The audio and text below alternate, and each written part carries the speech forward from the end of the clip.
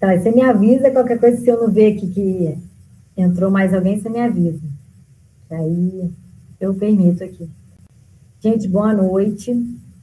Para quem não me conhece, da última vez, eu não sei se eu me apresentei para todo mundo. Meu nome é Milena, eu sou enfermeira aqui no Rio de Janeiro, trabalho em Niterói, num médico de família aqui em Niterói, né, pela prefeitura. E eu já sou formada há 10 anos, né, vou fazer, na verdade, agora em dezembro, 10 anos de formada. Tenho experiência já há 8 anos em pediatria e 10 anos em cardiologia. Sou formada em cardiologia e pediatria. E, graças a Deus, hoje estou no posto de saúde lidando com todos os aspectos da atenção à saúde, né? Desde o do bebê no ventre da mãe até o idosinho nos seus momentos finais de vida, né? Porque no posto de saúde você pega em todos esses aspectos. E eu trouxe esse assunto, né, sobre saúde da criança, do adolescente e do pré-natal, porque eu vi a necessidade que pode aparecer, né, no campo para a gente, que a gente pode encontrar, né, e também vi a necessidade que a gente tem hoje em dia com o adolescente, muito relacionado com a saúde mental, é o que a gente vai abordar hoje também. Os adolescentes estão sendo muito bombardeados pelas questões de muita tecnologia e a ausência da presença dos pais.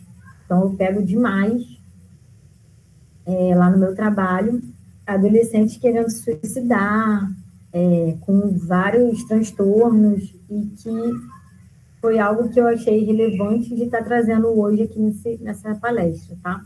Para a gente estar falando, para a gente ter mais atenção dentro de casa e também todas as crianças e adolescentes que estão ao nosso redor, né? Então, vou botar aqui a palestra para a gente começar.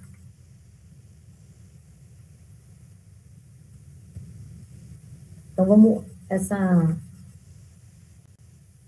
Essa primeira parte, está todo mundo conseguindo ver a apresentação?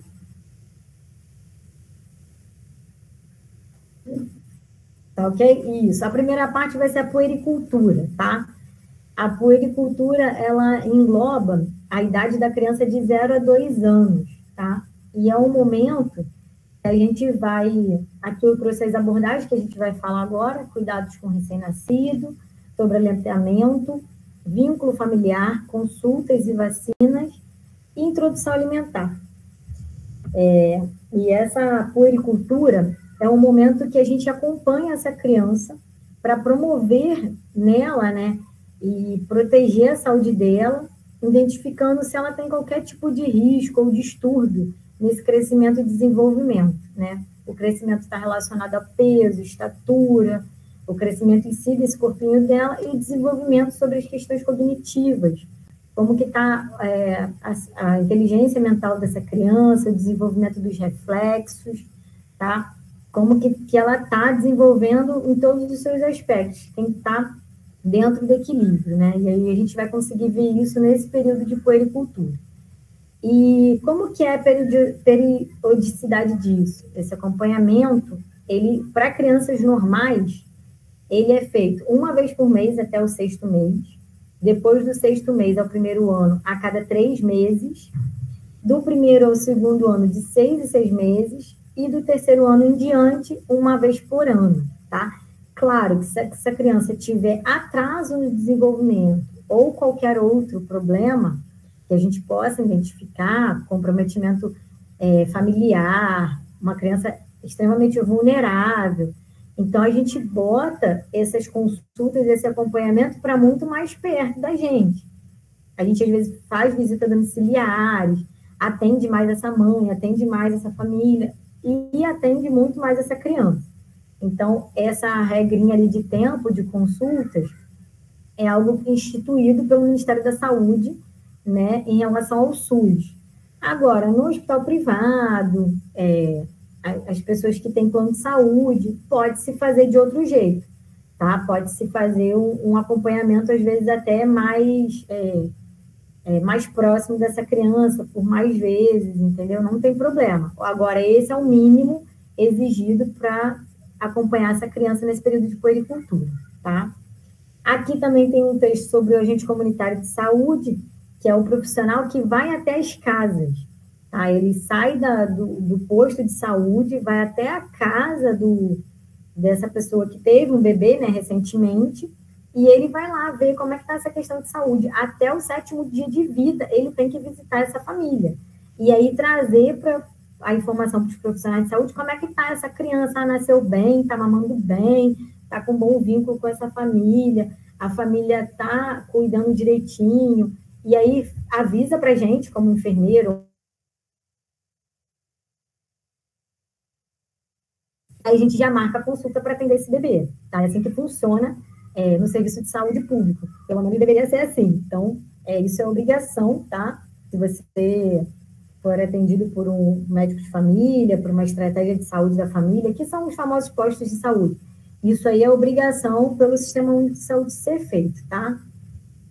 E aí eu trouxe para a gente os cuidados com o recém-nascido, tá?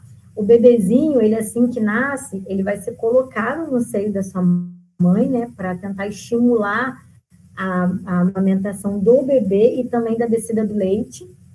Assim que ele nasce, a mulher ainda não tem a ejeção completa do leite, sai somente um colostro, que é como se fosse uma aguinha daquele leite, digamos assim. E aí, no 4º dia mesmo, que desce aquele leite todo, que é a pojadura.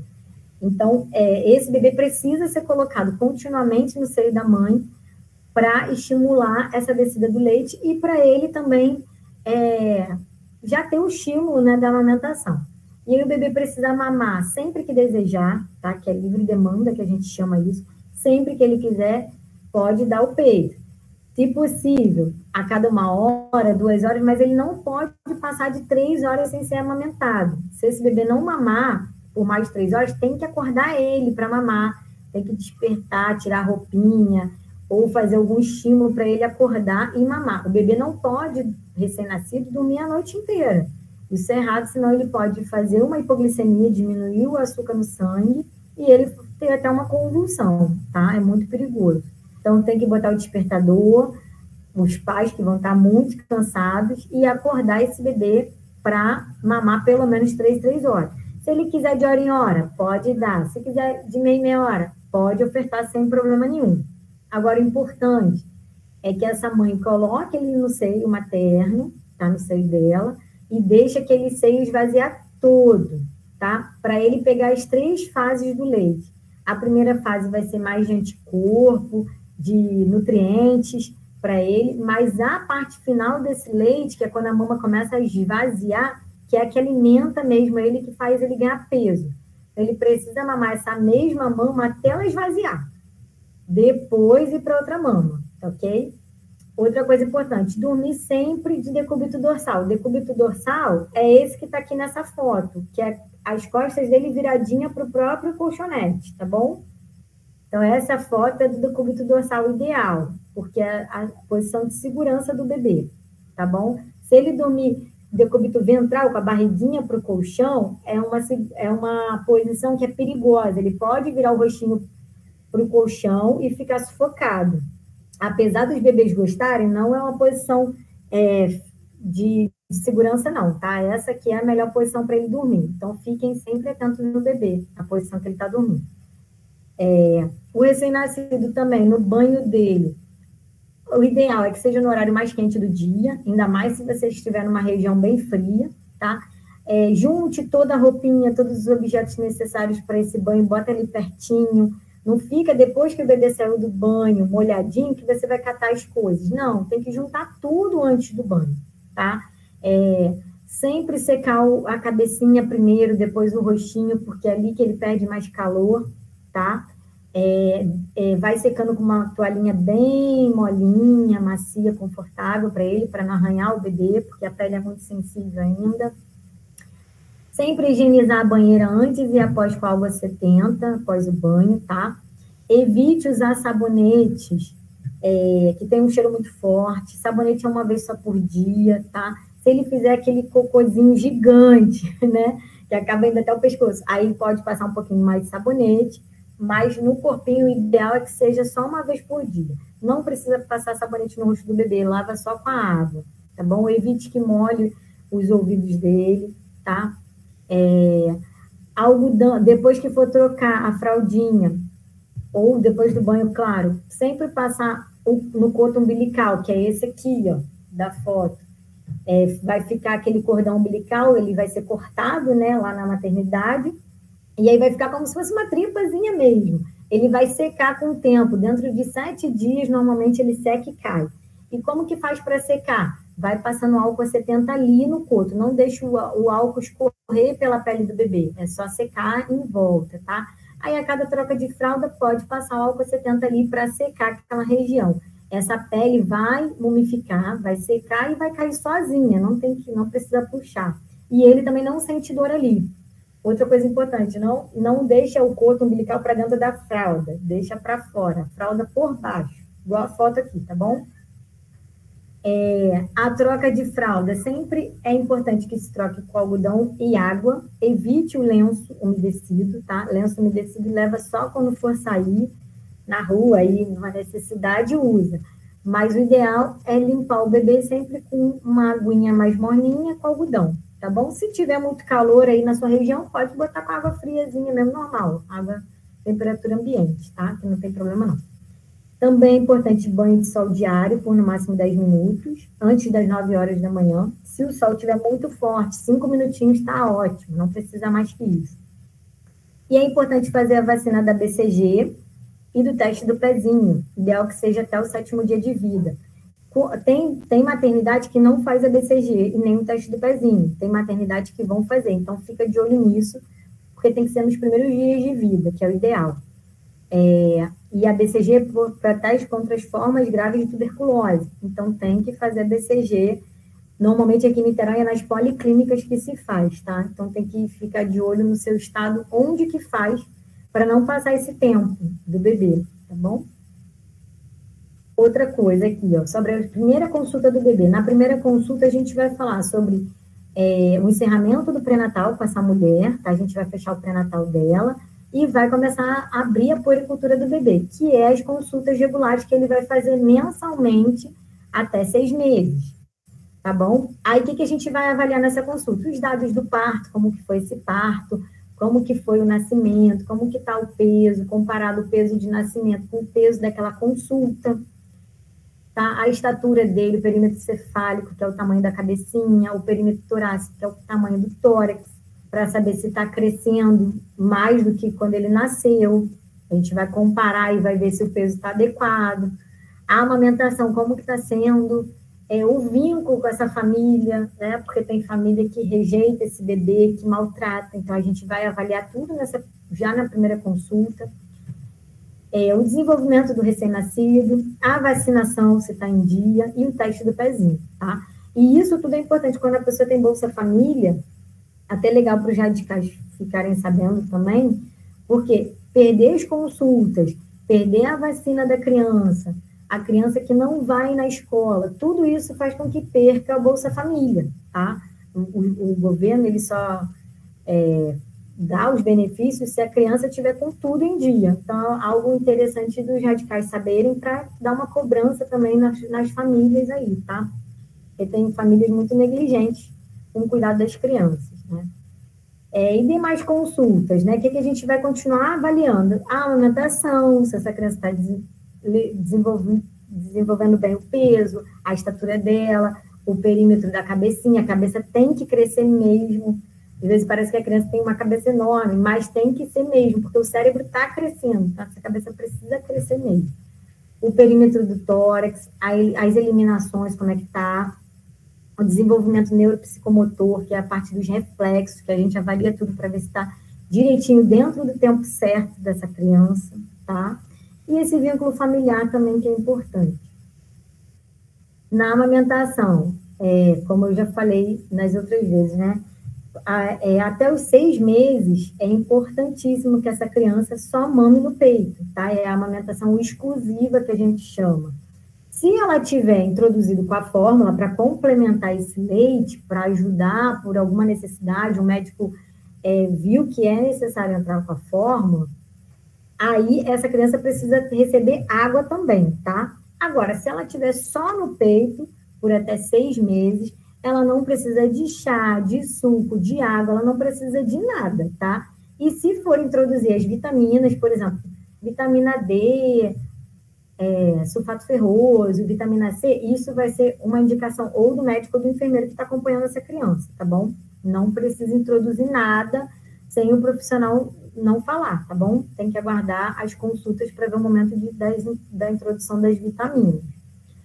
E outra coisa importante, não pode ninguém amamentar o seu bebê. Somente a mãe tem que amamentar essa criança, tá? Porque a gente sabe que ela não tem nenhuma doença. Ela passou por todos os exames necessários no pré-natal para ver que ela não tem doença nenhuma. Então, ela é candidata a amamentar esse bebê, tá? Não vem com aquele negócio, minha amiga tá com muito leite, minha prima, e eu quero dar o meu bebê para ela mamar porque eu acho que o meu leite não está sendo suficiente. Não faça isso, pelo amor de Deus. Isso não é recomendado. Isso passa doença para o bebê, tá bom? Então, se o seu leite você está achando que não está dando conta, que o bebê não está sendo alimentado, você tem que avisar o profissional que acompanha vocês e ele vai decidir a melhor fórmula para o bebê, para complementar nesse leite, tá bom? A posição ideal para essa amamentação, como eu falei no primeiro slide, né? A posição ideal é a boquinha de peixinho, tá vendo? Com o lábio superior, o lábio inferior tampando toda a auréola desse seio da mulher. O nariz não encosta na mama, ele tem que ficar livre para respirar. Essa mama não pode sufocar esse bebê. Nesse momento, só o nariz que vai conseguir respirar para ele. Então, ele precisa estar com o nariz livre. Se a mama for muito grande, a mulher pode usar o dedo dela para ajudar a segurar esse seio, tá bom? O queixinho precisa estar encostadinho na mama, o corpo do bebê bem alinhado com a barriguinha da mãe, com o tronco da mãe, tá? A auréola, ela não é visível mais, tá? Porque ele pega bem com os lábios bem na auréola, não é no bico, tá? Não é no mamilo da mulher, porque senão acaba com o mamilo da mulher, tá? Ele tem que pegar na auréola. E você vê que a bochechinha enche de leite quando ele suga. E aí depois você fica reparando também na descida aqui do leite, que ele está engolindo mesmo. Isso é um bebê que está mamando bem, que está com a pega certa, que vai evitar fissura ou machucar esse seio da mulher, tá? As posições que eu trouxe, que é interessante, né? As posições que podem ser amamentadas dessa criança. A tradicional, a deitada, no cavalinho, que bota o bebê sentadinho em uma das pernas da mãe, a mãe apoia a cabecinha e segura a mama para o bebê conseguir mamar, tá? São posições para favorecer a mulher no dia a dia, amamentar melhor, dar um conforto também para ela e para o bebê de uma forma diferente, né? E é sempre importante lembrar, mamou numa mama, a mama esvaziou toda, depois já bota o bebê na outra mama, se ele ainda tiver fome. Aí o bebê dormiu. Quando ele for voltar a mamar de novo, tem que ser naquela primeira mama que você tinha dado, que esvaziou e encheu de novo, tá? Para ir sempre alternando. Não pode ficar só com uma mama, senão uma mama vai ficar enorme e a outra vai ficar pequenininha. E aí vai diminuir a produção de leite ali, tá? E quando em casos de gêmeos, pode ser a posição tradicional ou a posição invertida das crianças, tá? Com o corpinho para trás aqui da mãe, apoiando sobre almofadas, travesseiros, que ajuda muito essa mulher. E a introdução alimentar, né? Aos 6 meses, o bebê já mamou exclusivamente, né? Que era o ideal, só no seio. E aí, com 6 meses, ela já pode começar a introduzir alimentos sólidos, né? Ela pode introduzir tanto o almoçozinho, que seria as papas de legumes, com caldinho de feijão e uma papinha de proteína, tá? Bem amassadinho no garfinho, não vai ser nada triturado no liquidificador, nem coado, porque essa criança precisa estimular essa arcada dentária, ela precisa estimular esses músculos e entender que agora é a hora dela começar a mastigar, para engolir o alimento. Então, são papinhas bem desse jeito aqui que eu botei aqui, ó. Tá vendo? A carninha triturada, o franguinho, a carne moídazinha, bem amassadinha no garfinho, o ovo.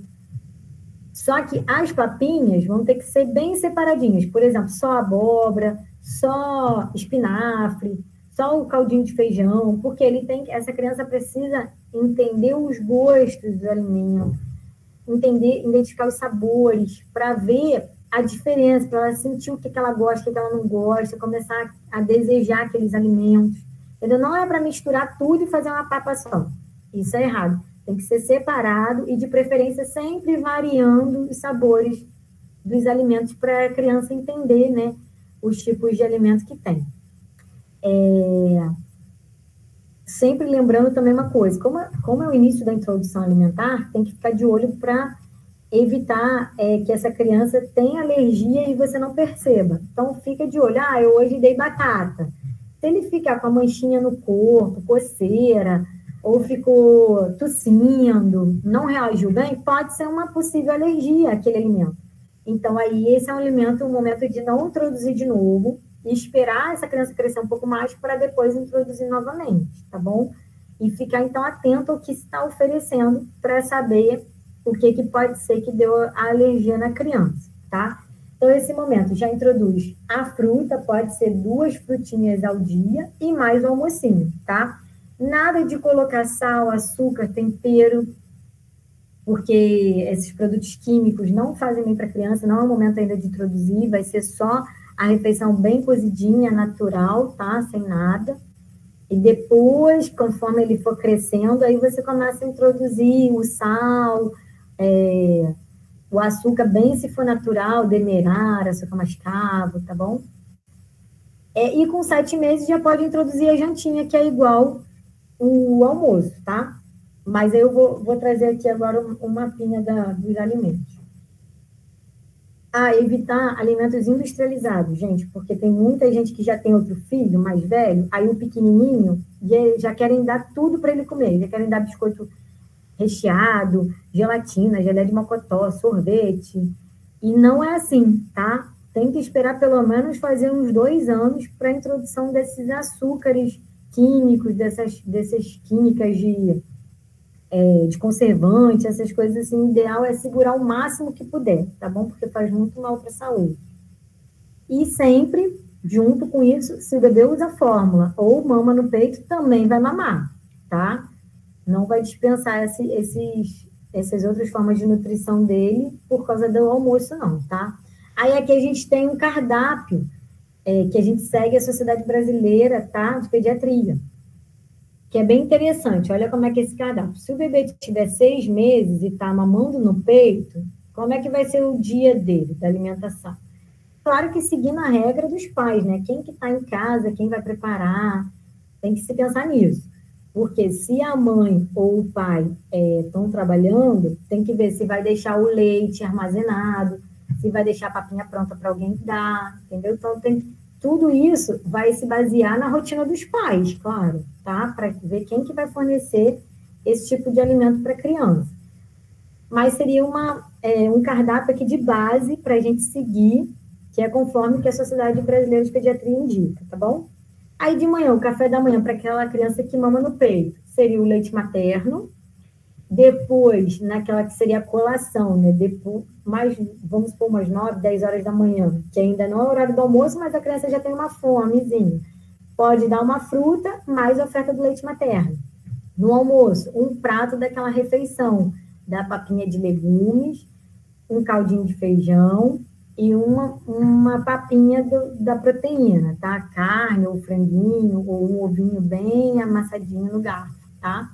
Aí seria no máximo 2 a 3 colheres, tá? Isso não é para alimentar a criança totalmente, é só para ele começar a introduzir a alimentação, tá? Conforme ele for crescendo, que vai se aumentar essas colheres para essa criança. No lanche da tarde, uma fruta e o seio, tá? No jantar e na ceia, pode ofertar o leite materno.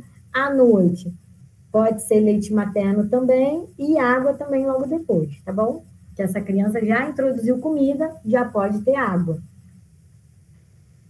Se a criança até os 6 meses não estiver mais no seio, mas usa fórmula, como que é o cardápio dela? Café da manhã já oferece a fórmula infantil, a fórmula, o peso e a fórmula vai ser conforme o médico ou o enfermeiro que está acompanhando vai dizer sempre, né, conforme vai aumentar esse volume da fórmula. Então, não se preocupe, a quanto que eu tenho que dar. O profissional que está acompanhando a criança vai dizer o volume, tá bom? Lanche Da manhã vai ser uma fruta, no almoço vai ser a refeição, de 2 a 3 colheres, no lanche da tarde uma fruta e a fórmula, no jantar fórmula, ceia fórmula, à noite, se ele quiser, bota outra mamadeira de fórmula e mais tarde uma aguinha filtrada ou fervida, tá bom? Sempre água filtrada ou fervida. Uma outra coisa interessante que eu trouxe aqui, porque eu tenho visto muito lá no posto, as mães trazerem as crianças assim, cheio de colar, cheio de anel, desse colar de âmbar aqui, que é um colar que hoje em dia está famoso de se usar porque os artistas, né, usam nos filhos, aí as pessoas acham que isso é recomendado. Gente, não é recomendado nenhum desses adereços para criança, tá? Por quê? A criança fica linda? Fica mais linda ainda. Mas é perigoso de cair uma pedrinha dessa e a criança engolir. Cair alguma coisa, ela botar no ouvido, no nariz, e você nem viu, tá? Engolir essas coisas. Isso não tem comprovação nenhuma científica, esse colar aqui, então, que o pessoal está falando que ele evita as reações da vacina, que a criança não fica com dor, não fica com febre. Isso não tem comprovação nenhuma científica. Eu não sei de onde o pessoal tirou isso. Anel também não é indicado para criança. Isso aqui pode fazer uma isquemia no dedinho, a criança ficar com esse dedo preto, até amputar o dedo por causa disso, gente. As coisas que a gente não consegue cuidar, assim, por exemplo, quando a criança está dormindo, você não consegue ter a supervisão total sobre essa criança. Às vezes você deixa ela dormindo e vai fazer outra coisa. Então, é perigoso daquilo ali agarrar, amarrar em algum lugar, e quando você voltar, o dedinho pode estar pretinho dessa criança. Entendeu? Então, olha que risco de se colocar do bebê, né, por causa de uma besteira, uma criança saudável, e acontecer uma coisa séria, um risco de vida para ela por uma besteira, porque isso é vaidade, né? Não é necessário para essa criança, sabe? Claro que você pode botar um arquinho, pode, sob supervisão, essa criança acordada, essa criança dormindo, não tem que ter arquinho, não tem que ter algo que saia as bolinhas, entendeu? É perigoso, ela pode pegar no momento que você está de descuido, enfiar no ouvidinho, no narizinho, engolir. Você só vai saber se sair nas fezes ou se der algum problema, porque senão você nem vai saber que ela botou, entendeu? Depois tem gente falando coisa aqui, depois eu vou olhar as mensagens, tá? Já vi, mamãe usando. Daqui a pouco eu olho, aí a gente tira as dúvidas, tá bom, gente? Aí vocês perguntam mais. Aí eu trouxe aqui uma situação de emergência, tá? A gente pode ter situações de emergência tanto com crianças já maiorzinha quanto lactente, né? Que é esse bebê de 28 dias a 2 anos, a gente chama de lactente. Que é esse bebezinho aqui da foto, o bonequinho, né? Então, em caso de obstrução de via aérea, que é esse famoso engasgo, que pode ser com leite, ou pode ser já com um pedaço de alimento que começou a ofertar para a criança. Então, qualquer coisa que venha ficar na glote dele e obstruir a via aérea, ou seja, obstruir a passagem de ar, na hora a criança vai começar a ficar inquieta, agitada, porque ela não está conseguindo respirar, e roxinha, que é um termo que a gente chama de cianótico, tá?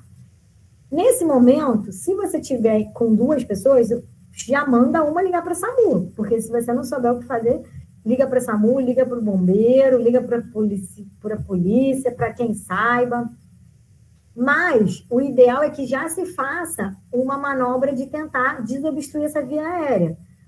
Por quê?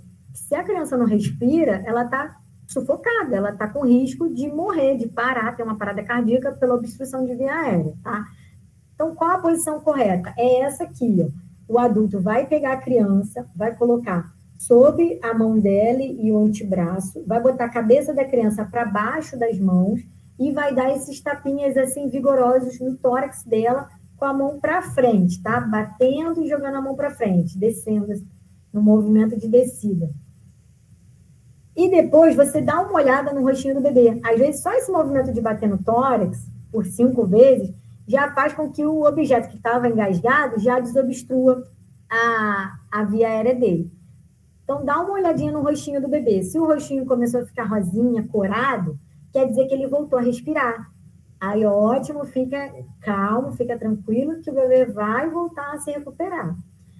Agora, se o bebê continua roxo, continua sem respirar, você continua dando esse tapinha, vira ele, aqui como nessa posição, ó, abaixa ele, apoia no joelho e aperta com os 2 dedinhos bem no externo, nesse ossinho que tem no meio, bem no finalzinho desse ossinho, do meio aqui do peitinho dele.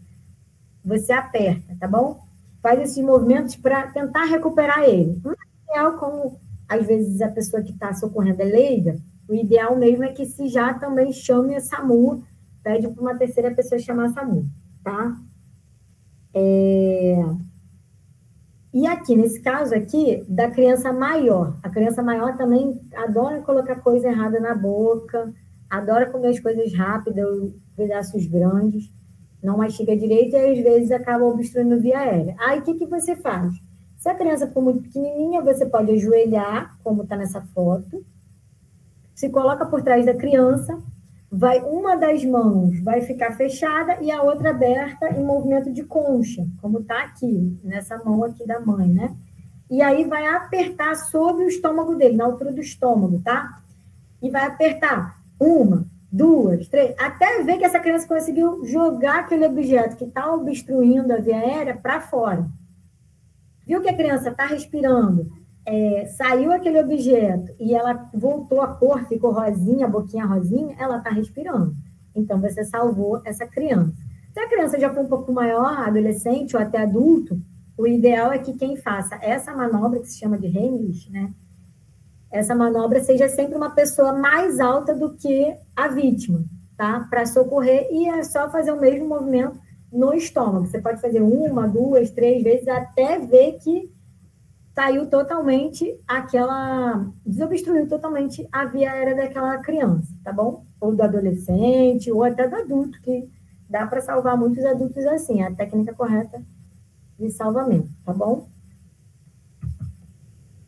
Aí, algo que eu coloquei aqui sobre o que essa criança precisa, ela precisa estar num ambiente de amor, de proteção, de cuidado, né? E a gente sempre nesse ambiente precisa ficar de olho nas grades, se for um bebezinho, grade do berço, se ele estiver na cama ou no sofá, tem que estar sempre com proteção para ele não rolar e cair, porque uma queda de um berço, de um sofá, de uma cama, pode ser fatal, tá? Eu já fui do transplante cardíaco pediátrico no Rio de Janeiro e eu já tive que transplantar uma criança. Já captei o órgão de uma criancinha que caiu do bebê conforto. Ela estava no bebê conforto na cadeira, caiu e morreu, foi fatal. E aí ela deu morte cerebral e os pais, né, permitiram a doação dos órgãos dessa criança. Mas para você ver como que é sério, como que isso é terrível, tá? Então a gente precisa mesmo botar cintinho. Tá no bebê conforto, não vai mexer. Tem que botar o cinto. Não interessa, tem que botar o cinto. Andando no carro, tem que estar no bebê conforto com cinto. A mãe fica lá atrás com o bebê, não anda com o bebê nos carros, ou criança sem cinto. Isso, além de ser uma infração, né, é perigosíssimo. A gente nunca sabe quando vai frear bruscamente, nunca sabe quando vai bater. Então, sejam prudentes, tá? Evitar quedas, né, porque as crianças caem, pulam, são levadas. Então, a gente tem que evitar quedas, porque uma queda da própria altura ou qualquer tipo de queda é muito sério. Se a criança cair, tem que levar imediatamente para a emergência pediátrica, tá? O ideal seria fazer uma tomografia, mas vai ser a avaliação do médico para saber se vai fazer ou não. Quando a criança cai, bate com a cabeça, o que é importante? É importante não deixar ela dormir, porque a gente precisa avaliar o nível de consciência dela, se a criança está orientada, se ela está no normal dela, ativa. Se ela começar a vomitar, é sinal que a cabecinha pode estar tendo um edema, então tem que ir para emergência, tá? E fica observando como ela tá. Se ela não estiver no normal dela, vai imediatamente para emergência, tá? Ou liga para o SAMU, dependendo da situação ou do local que vocês estiverem, para remover essa criança. Você nem pega e leva, não, tá? Limpeza do ambiente, o ambiente tem que estar sempre limpo dessa criança. O ideal é, se tiver animais de estimação, o ideal é que não fique tão próximo essa criança. A gente não sabe se ela vai desenvolver algum tipo de alergia, tá? Eu não sou contra animais de estimação, pelo contrário, acho que os animais são ótimos para o convívio da criança, mas tem que ter limpeza, né? Não dá para a criança ficar perto de fezes, de urina, tem que ter muita limpeza. Essa criança precisa sempre estar com o responsável adulto de confiança, tá? Gente que é um adulto mesmo responsável, tem uns adultos aí muito irresponsáveis. Não é para confiar no filho mais velho ou no adolescente, eles são crianças ainda, não é criança cuidando de criança, tem que ter um adulto fiscalizando essa criança, né?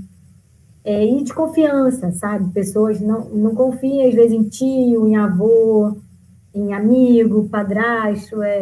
Às vezes, você precisa ter a segurança que essa pessoa realmente é uma pessoa para estar perto do seu filho, estar com ele sozinho enquanto você trabalha, tá? Porque o abuso sexual cresceu muito, as coisas assim que a gente às vezes nem imagina daquela pessoa, pode vir daquela pessoa, né? De um tio, de um primo, de um amigo. Então, tenha cuidado e só permita que seja responsável pelo seu filho pessoas de muita confiança sua, tá?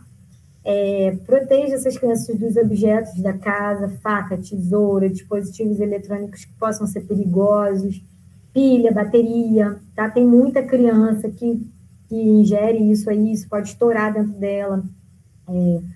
Eu já trabalhei em cada coisa muito doida, né? Que eu atendi uma menina que ela tomou diabo verde. Não sei se vocês sabem o que é isso. É uma substância corrosiva, né, para desentupir pia, vaso, que às vezes é verde, né, mas é um cheiro terrível aquilo, um cheiro terrível. Eu recomendo não ter aquilo em casa, ninguém precisa ter aquilo em casa, aquilo é terrível. A criança comeu aquilo, tomou aquilo bebê, corroeu todo o esôfago dela e o estômago dela. E eu já cuidei dela já na adolescência. E ela tinha uma sonda no intestino porque ela não tinha esôfago nem estômago. Então, era uma série de problemas com essa criança, psicológicas, ela não queria ir para a escola porque ela se sentia diferente das outras crianças, né? Enfim, ela tinha uma série de coisas que eu não vou falar aqui para não também apavorar vocês, mas eu já vi de tudo, gente. É muito pesado essas coisas, é muito perigoso, os pais têm que ter muita atenção. E em situações de emergência, como febre recorrente, a criança a febre veio e não está passando, nem com paracetamol, dipirona, que é antitérmico, né? Então, essa febre está sendo recorrente, tem que ir para emergência, ou para o médico de família, um posto de saúde, e ver o que essa criança tem. O bebê não está mamando, está vomitando, está com diarreia que não melhora, ele está prostrado, a criança que não está do jeito que ela tem que ir buscar ajuda profissional. Não dá para ficar com essa criança mal em casa, tá? Situações de queda, ferimentos graves, algum ferimento sangrando, ou comeu alguma planta, foi picado por algum inseto venenoso, ou mordida de cachorro, tem que levar para um profissional ver, tá? Ele precisa avaliar, saber o que fazer e conduzir a situação, porque é fatal, tá? Certas situações. E ligar, né, para SAMU ou bombeiro, porque dependendo da situação, é bom até nem você mexer muito na criança, com uma queda de laje, não sei, eu já vi de tudo, infelizmente. Então, tem que ligar para SAMU, tá? Dependendo da situação. Mas, se tiver emergência perto, ou médico de família, leva para uma assistência de saúde. E aí foi essa parte de puericultura, tá? Que é até 2 anos. Aí a gente vai entrar na saúde da criança e do adolescente, tá bom? O Estatuto da Criança e Adolescente, o ECA, ele vai definir o que é criança e o que é adolescente, tá? A criança é um indivíduo de 0 a 12 anos incompletos e o adolescente é um indivíduo de 12 a 18 anos, tá? No Estatuto da Criança e do Adolescente, ele vai descrever todo o direito da criança e do adolescente. Ele vai falar da liberdade, do respeito, da dignidade, da saúde, da educação, da cultura, a convivência familiar, comunitária, o lazer, a proteção, e que tudo isso tem que ser promovido, porque essa criança tem direito. Tudo isso é promovido pela família, pela sociedade e pelo Estado. Então, a gente precisa proteger essa criança, tá? proteger de todas as coisas que podem afetar ela, né? O físico dela, o cognitivo, as emoções. Então, a gente precisa proteger de todas as formas legais que a gente sabe aí, tá? Aí eu trouxe um dos assuntos que hoje é o que mais preocupa, né? Tem mais preocupado a Sociedade Brasileira de Pediatria, o desenvolvimento que a gente tem visto das crianças, é a dependência das telas, né?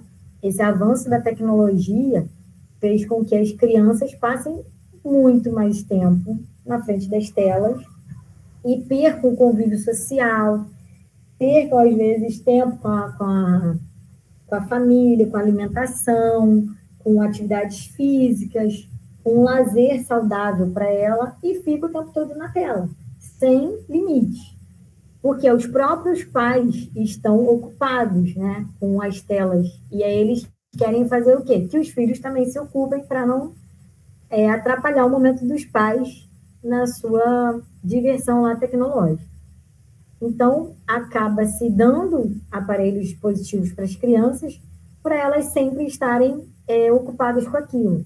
Só que isso faz muito mal, né? A criança necessita também de estar vivendo o tédio, vivendo o ócio dela, ficar um pouco parada sem fazer nada mesmo, e pensar, e usar o cérebro para gerar nela criatividade, para gerar nela busca por outras coisas, tá? Para desenvolver coisas pensando em outros indivíduos, e não só naquele individualismo dela tecnológico, tá?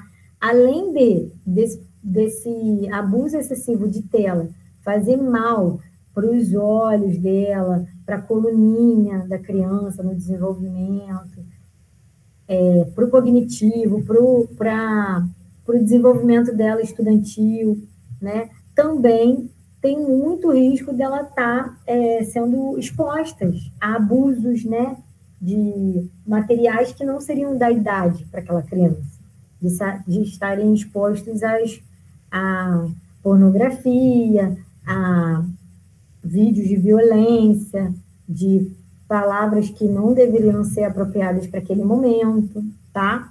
Então, tem que ter supervisão em todos os momentos dos pais para qualquer coisa que essa criança faça. Em tudo, ainda mais se ela estiver exposta a dispositivos eletrônicos, tá? Que tem acesso à internet, né? Até joguinhos, às vezes são joguinhos que já foram baixados e que não são online, mas o ideal é que seja supervisionado pelos pais, porque tem jogos terríveis, que são muito violentos, né? Ou que levam a outros lados que não deveriam expor aquela criança naquele momento. E aí eu trouxe as orientações que a própria Sociedade Brasileira de Pediatria traz para a gente lá no site, que é o seguinte: para todas as idades, ó, nada de telas durante as refeições, todas as idades, eu falo isso com meu marido aqui em casa, nada de tela na mesa, a gente tem que fazer a refeição, nada de mexer no celular. Então, é para todas as idades, nada de telas durante as refeições, desconectar 1 a 2 horas antes de dormir para ter um sono tranquilo. Aquela luminosidade faz muito mal para a criança ter um sono tranquilo, tá? Ela faz com que a criança não tenha sono logo, fique com mais insônia. Então, oferecer como alternativa atividades esportivas, exercício ao ar livre, ou em contato direto com a natureza, sempre com supervisão do responsável. Criar regras saudáveis para o uso de equipamentos e aplicativos digitais, além das regras de segurança, senhas, filtros apropriados para toda a família, incluindo os momentos de desconexão e mais convivência familiar. Encontros com desconhecidos online ou offline devem ser evitados. Saber com quem e onde seu filho está e o que está jogando, ou sobre conteúdos de riscos transmitindo mensagens, vídeo, webcam, tá? Que às vezes essa criança é induzida, a criança muito novinha, ela não vai ter maldade, então ela é induzida às vezes a tirar roupa, e às vezes o pai e a mãe nem sabem. O filho está lá vendo o celular, lá no quarto, e o pai e a mãe está cozinhando, ou sei lá, está fazendo alguma coisa, e o filho lá, vai tirando a roupa, vai tirando o short, agora bota a mão aqui, agora abre esse vídeo que eu estou mandando. Entendeu? Tem coisas que a gente precisa estar o tempo todo fiscalizando, o tempo todo supervisionando. É muito perigoso. Aí, ó, é responsabilidade legal dos pais e dos cuidadores, tá? Se acontecer algo que se caia na internet, agora é crime, né, digital, esses pais podem perder a guarda dos seus filhos, tá? Então tem que ter muita supervisão, é muito sério isso. Às vezes os pais nem tiveram intenção, são pais super cuidadosos, mas que deram um deslize na supervisão aí e deu um problemão aí daí para frente, entendeu? Conteúdos ou vídeos com teor de violência, abuso de exploração sexual, nudez, pornografia, produções inadequadas e danosas ao desenvolvimento cerebral e mental das crianças e adolescentes. Postados por cybercriminosos devem ser denunciados e retirados pelas empresas de entretenimento ou publicidade responsáveis. Eu e meu marido, a gente já viu também várias séries ou filmezinhos de criança, na seção de criança mesmo, na Netflix, por exemplo, coisas terríveis, que a gente mal viu, assim, às vezes num trailerzinho, né? A gente já viu que é ruim, a gente já condena, bota que não é um conteúdo adequado. Então, tem que ficar de olho. Antes de deixar seu filho ver, observe você primeiro, veja a série toda, se possível, porque do nada aparecem cenas terríveis, do nada aparecem coisas que não deveriam ser expostas à criança. E aí, o que a sociedade brasileira recomenda? A sociedade, ela recomenda o tempo para a gente ficar de olho nessa programação. Crianças com menos de 2 anos têm que ter contato zero, ou seja, nenhum contato com tecnologia, tá? Com esses dispositivos. De 3 a 5 anos, o máximo de 1 hora por dia, máximo 1 hora. De 5 a 12 anos, no máximo 1 hora e meia. 5 a 12, gente. As crianças passam quase 12 horas por dia na frente da tecnologia. Só Jesus. E de 11 a 18, limitar o tempo de telas e de jogos de videogame de 2 a 3 horas. Nada de deixar seu filho virar à noite. Feriado, sábado e domingo pode o dia inteiro, virar à noite. Não, não pode. Isso vai deixar ele um pouco mais retardado mentalmente, ele vai ser mais ansioso, não vai saber esperar, não vai querer saber perder, porque estimula demais, é um estímulo muito acelerado para o cérebro dele, que ainda está em desenvolvimento, tá? Aí, o que isso fornece? Ele compromete o neurodesenvolvimento da criança, traz ansiedade, irritação, distúrbio do sono, distúrbio da visão, sedentarismo, dor de cabeça e vício em tecnologia, tá? O que a gente tem que promover para essa criança? Brincadeira ao ar livre. Essa criança tem que brincar, tem que estar em contato com outras crianças, tem que estar ao ar livre, em contato direto com a natureza, tá? Crianças que têm contato direto com a natureza, com o mato, com animais, com a praia, o oceano, né? O que você tiver aí na sua cidade. Crianças que têm esses contatos, elas são muito mais inteligentes, elas desenvolvem uma criatividade muito maior, elas são pessoas mais tranquilas, mais equilibradas, menos ansiosas e irritadas. E ainda desenvolvem mais essa afetividade entre os grupos, né? Então, você tem que priorizar isso na vida do seu filho. Se seu filho não faz isso, pelo menos uma vez por semana, para tudo e comece a reprogramar a sua agenda aí. Seu filho precisa, nem que sejam os sábados ou aos domingos, ir para o parquinho brincar, ir para uma praia, brincar com os amigos, tá? Estar ao ar livre, tá? Não é ficar só dentro de casa, não. Então, se organizem aí semanalmente para isso. E aí, outro assunto super importante de ser falado, sobre a obesidade infantil. As crianças, pelo excesso de tela, pelo pouco tempo dos pais em preparar uma refeição adequada, pela facilidade dos fast food, e claro, não vou negar, né? É muito saboroso, é muito gostoso, uma comida mais gordurosa. Então, tudo isso levou com que as crianças de hoje em dia, estejam sedentárias e obesas. Né? Aí eu trouxe um dado aqui, ó, no Brasil, 12,9% das crianças entre 5 e 9 anos têm obesidade. E 1 em cada 3 está acima do peso. Ou seja, em cada 3, 1 está acima do peso. 7% dos adolescentes na faixa etária de 12 a 17 anos têm obesidade. e 4 em cada 5 crianças com obesidade continuarão a ser obesas na vida adulta e terão 3 vezes maiores chances de mortalidade no início da vida adulta. Ou seja, provavelmente esse indivíduo, essa criança obesa na infância, ela se tornará obesa na vida adulta e ela provavelmente vai desenvolver diabetes e hipertensão, que são causas que promovem, que levam a criança a ter um infarto, a ter diabetes, a ter doenças como AVC, infarto, doenças periféricas, que são doenças também na perna, né? Doenças sérias que podem levar à morte, tá? Então, o que a gente precisa fazer? Evitar o excesso de gordura, evitar fast food, açúcares, biscoitos recheados, que tem só gordura e açúcar, embutidos, que tem muito sódio, tá? Presunto, mortadela. Ah, não posso comer nada? Pode, de vez em quando. Sempre não. Todo dia o ideal é isso aqui, é fruta, é arroz, feijão, é almoço e janta, é legumes, é muita fruta em vez dos doces. As carnes, prefiram sempre cozidas, carne vermelha, frango, peixe cozido. Uma vez ou outra frito? Pode, mas não sempre. E sempre unindo a isso a atividade física, tá? Práticas de lazer, atividade física. A criança tem que correr, tem que jogar bola, tem que brincar de corda, tem que fazer, sei lá, balé, judô, karatê, natação. O máximo que você puder botar a criança é o melhor para ela, tanto para a saúde mental quanto física, tá? E alimentação saudável, beber muita água, tá? Tem criança que não bebe água, né? Aí, outro assunto que está muito preocupante, né, nos dias de hoje. Lá no médico de família que eu trabalho, praticamente toda semana vem uma mãe ou alguém com a queixa de que um adolescente quis se matar, fez uma carta suicida, não está aguentando as pressões, está se cortando, né, se automutilando, está em depressão, enfim, envolvendo a saúde mental desses adolescentes. Então, está crescendo demais, né? Esse dado aqui é da Unicef, que em todo o mundo a depressão é uma das principais causas de incapacidade entre os adolescentes.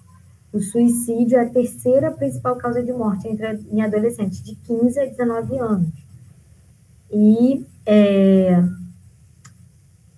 o que a gente vê como sinais, né, que esse adolescente está com alguma doença mental, com algum problema na mente que está atrapalhando o desenvolvimento dele?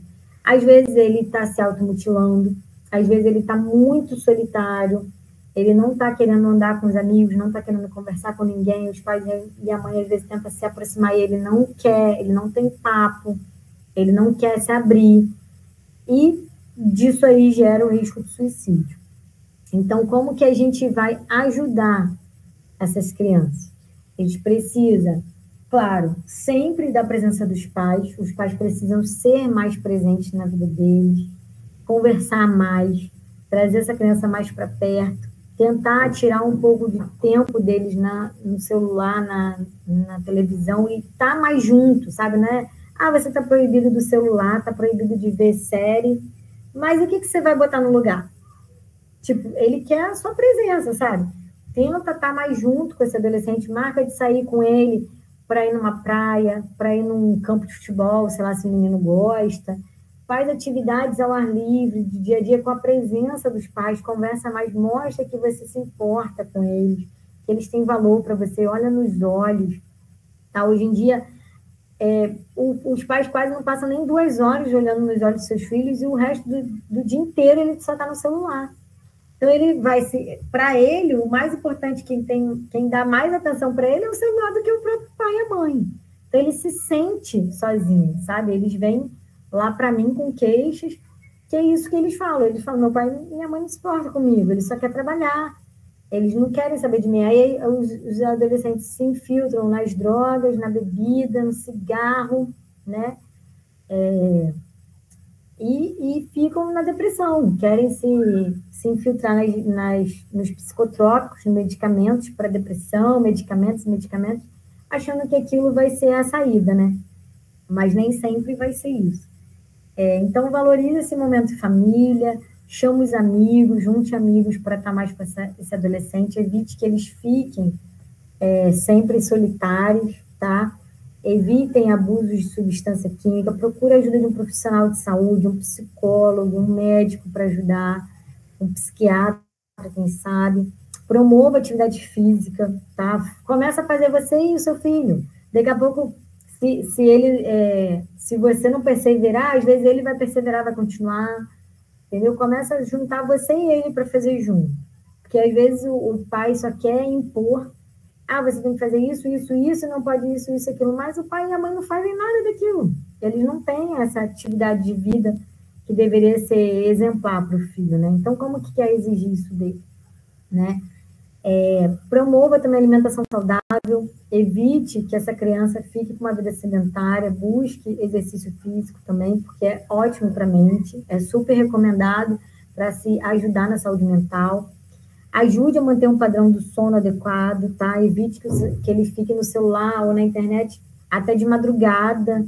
E, deixa ele para lá, eu vou dormir, ele que já tem noção do horário, ele sabe a hora que tem que dormir. Não, vai lá, estimule o seu filho para não dormir tão tarde, né? Os pais precisam ser presentes em todos os momentos, porque não está fácil. As crianças estão carregando muito peso aí dessa sociedade que está com várias inversões de valores, né?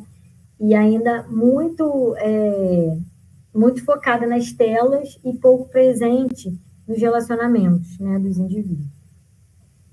E aí eu trouxe aqui, para ter uma saúde mental adequada, o que define um bem-estar, né, do estado mental da pessoa? Ela precisa conseguir enfrentar suas dificuldades normais da vida, ela precisa estar ciente de suas próprias habilidades. O que eu sou capaz de fazer? Eu estou fazendo isso que eu sou capaz? Essas dificuldades que eu estou enfrentando, eu consegui enfrentar e foi tudo bem, eu fiquei nervoso, mas eu consegui passar por isso? Se ela consegue trabalhar de forma produtiva, se, por exemplo, se ele só estuda, como é que está sendo os resultados na escola? Como é que está sendo os resultados na academia, no futebol, no balé? Estão sendo bons resultados? Está sendo produtivo? Se ele é capaz de contribuir para a comunidade. Isso aqui é importantíssimo de ser trabalhado com o indivíduo. O indivíduo ele tem que entender que ele tem utilidade na sociedade. Porque as pessoas que querem se matar, que entram em depressão, elas se acham inúteis para a sociedade. E não é verdade, isso é mentira. Todos nós temos uma utilidade. A gente só tem que, às vezes, descobrir qual é a utilidade, né?